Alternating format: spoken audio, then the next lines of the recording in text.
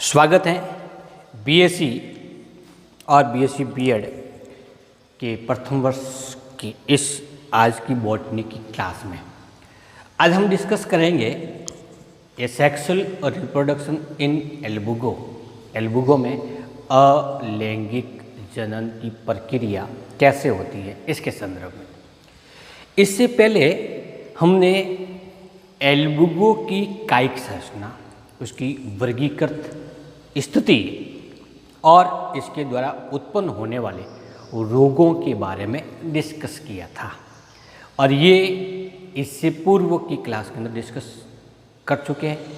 यदि आपको एल्बुगो की कायिक संरचना, इससे उत्पन्न होने वाले रोग और कौन से पादपों में रोग फैलाते हैं, इसकी वर्गीकृत स्थिति क्या होती है, इसकी कितनी प्रजातियाँ पाई जाती है के बारे में यदि पढ़ना हो, समझना हो, तो गायत्री कॉलेज सांचौर के YouTube चैनल पर अपलोड किए गए वीडियोस को ज़रूर देखें। वो वीडियोस था वेजिटेटिव स्ट्रक्चर ऑफ एल्बुगो के नाम से। तो कौन से पेपर का टॉपिक है ये? सेकंड पेपर का, जिसका नाम क्या है? माइकोलॉजी। तो आइए प्रारंभ करते हैं आज के इस टॉपिक को।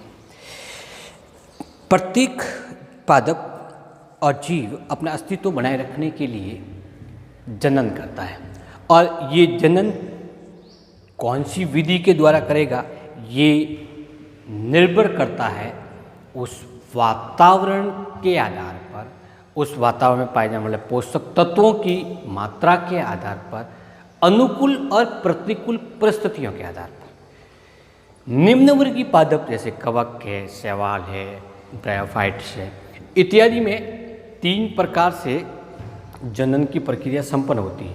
पहला प्रकार कहलाता है कायिक, दूसरा होता है लैंगिक और तीसरा होता है लैंगिक जनन। कवक में भी लैंगिक, अलैंगिक और कायिक जनन की प्रक्रिया संपन्न होती है।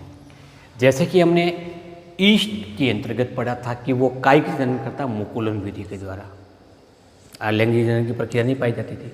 ठीक इसी प्रकार से एल्बुगो में भी कायिक जनन की प्रक्रिया नहीं पाई जाती, बल्कि ये कवक लैंगिक और अलैंगिक जनन संरचनाओं द्वारा जनन करके संतति विकसित करता है।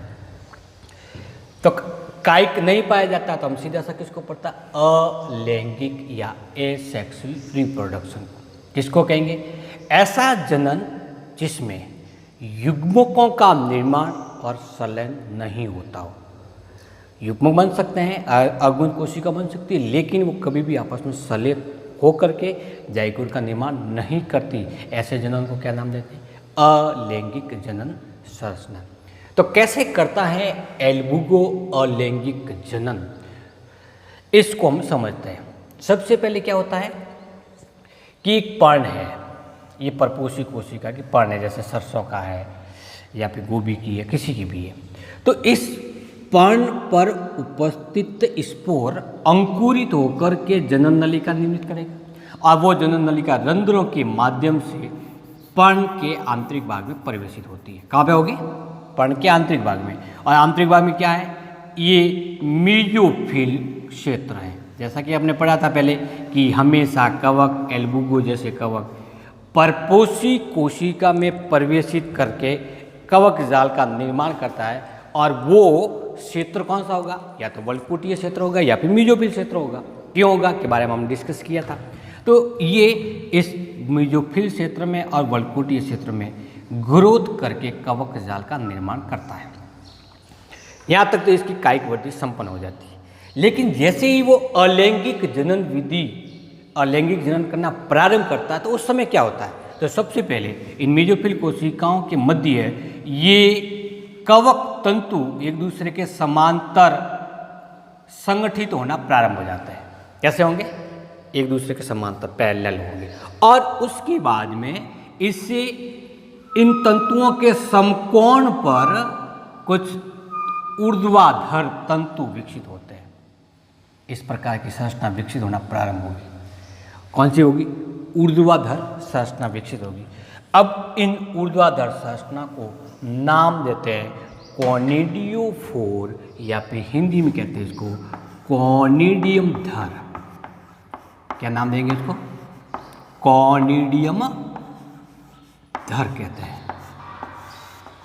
ये विकसित होगी तो बहुत सारी तंतुओं से बहुत सारे कॉनिडियम धर ऊर्ध्वाधर रूप से विकसित होते हैं। ऊर्ध्वाधर का मतलब जो तंतु के समकोण के साथ में विकसित होते हैं। अब क्या होगा? प्रत्येक ऊर्ध्वाधर तंतु में, जिसको कॉनिडियम धर कहते हैं, में 5 से 8 या 1 से अधिक केंद्रक पाए जाते हैं। केंद्रक हो गई, बहुकेंद्री की संरचना होगी। इसकी ऊपरी क्षेत्र की कोशिका भित्ति पतली होती है। कैसी होगी? पतली। जैसे इस प्रकार का तंतुवर्त संरचना है तो ऊपरी भाग की कोशिका भित्ति होगी पतली, लेकिन आधारीय भाग की कोशिका भित्ति होगी वो मजबूत होगी और दृढ़ होगी। इसमें क्या पाए जाएंगे? बहुत सारे केंद्रक पाए जाएंगे। बहुकेंद्री की संरचना है ये। अब क्या होगा? अब इसमें यह होगा कि इसके ऊपरी भाग से एक ऊर्ध्वाधर अतिवर्ती विकसित होगी। विकसित होने के बाद में इस आधारीय भाग से 5 से लगा करके 8 केंद्र शीर्षत गोलाकार कोशिका में या क्षेत्र में प्रवेशित हो जाते हैं। इसके बाद में इसके बीच में क्या होगा? एक पट का निर्माण होगा।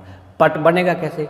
जैसे ही शीर्षत भाग गोलाकार रूप में विकसित हो गया तब इस शीर्षत भाग के आधारीय भाग से संकीर्ण उत्पन्न होगा। संकीर्ण मतलब खांच बनेगी, और वो खांच कहाँ होगी? परिधीय भाग से लगा करके केंद्रीय भाग की ओर बढ़ना प्रारंभ हो जाएगी। जैसे ही खांच वो एक दूसरे से मिल जाती है, उस स्थिति में इसके बीच में एक जिलेटिनी परत का निर्माण हो जाता है। किसका होगा? जिलेटिनी परत। और इस जिलेटिनी परत को अब हम यहाँ पर वियोजक कहते हैं। किसके मध्य होगी? एक कॉनिडियम। बनी हुई गोलाकार संरचना को कॉनिडियम कहते हैं। क्या नाम देंगे? कॉनिडियम। ये इसका एक बीजाणु है जो कि बहुकेंद्रिकीय होता है।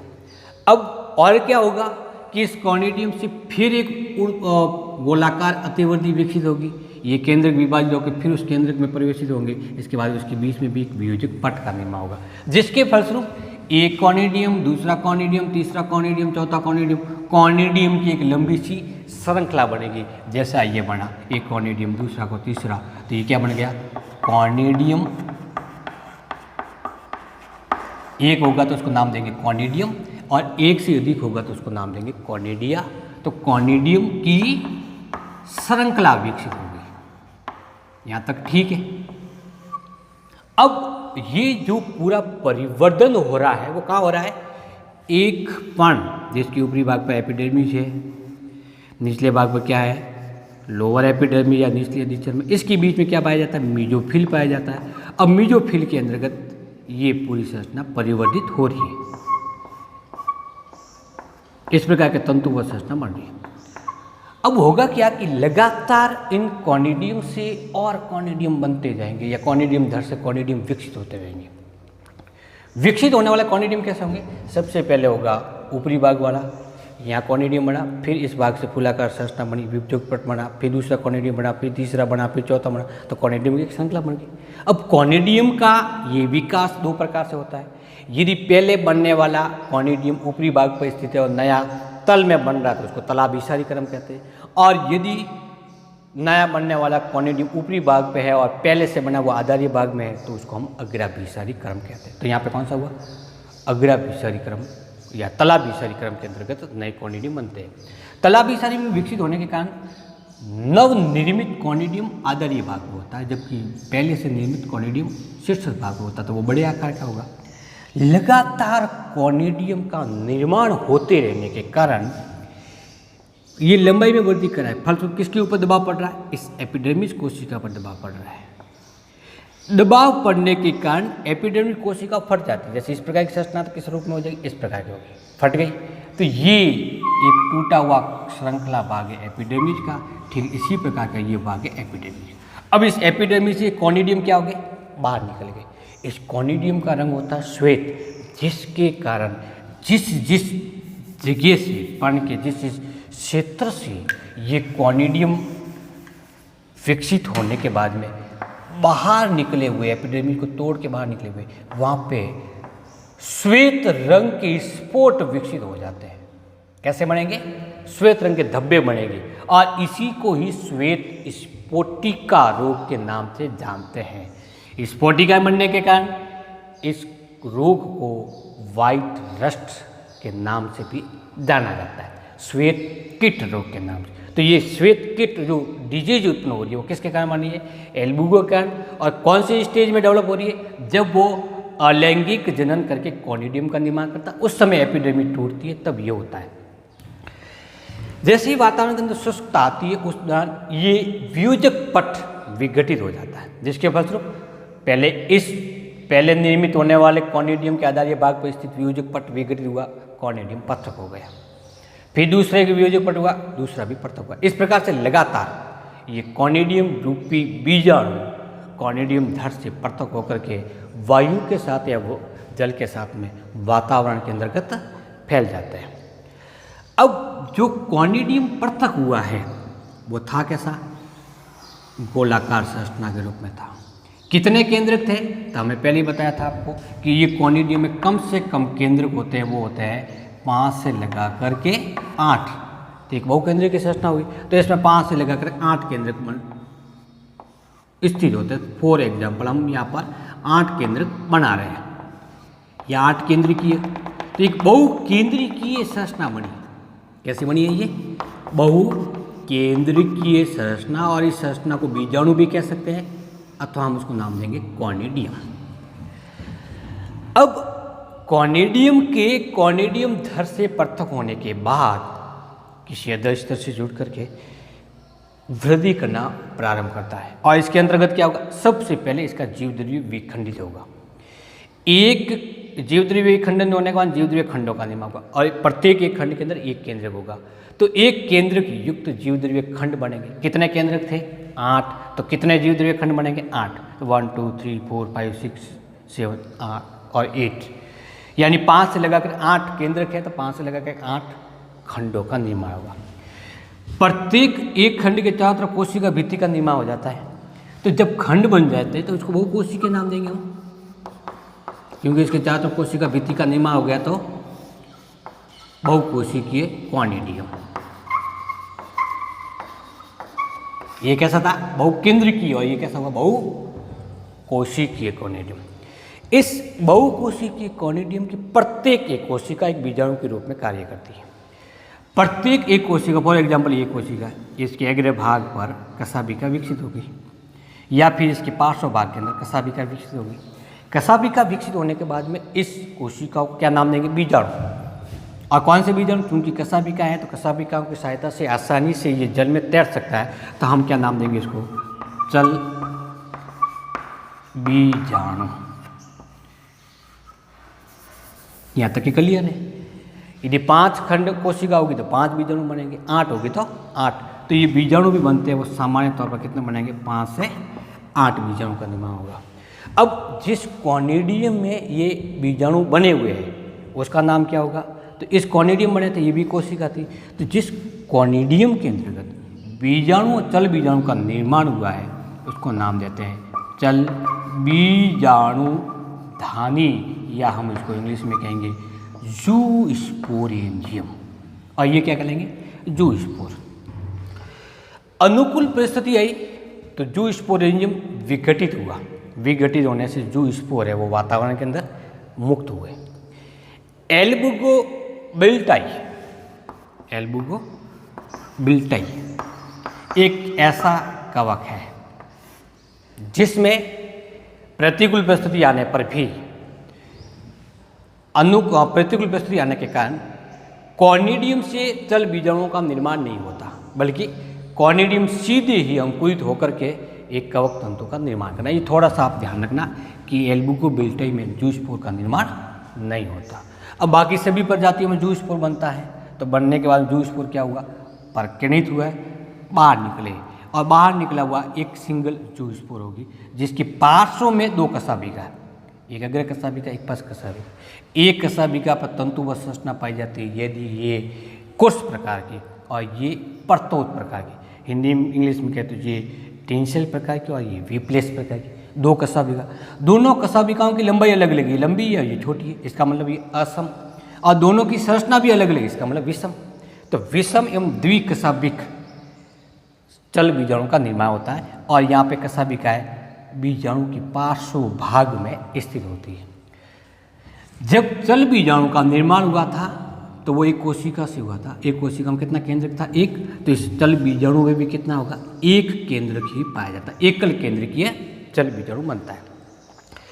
कुछ समय तक ये चल बीजाणु जल में तैरता रहता है और उसके बाद में ये कशाभिकाओं को त्याग देता है।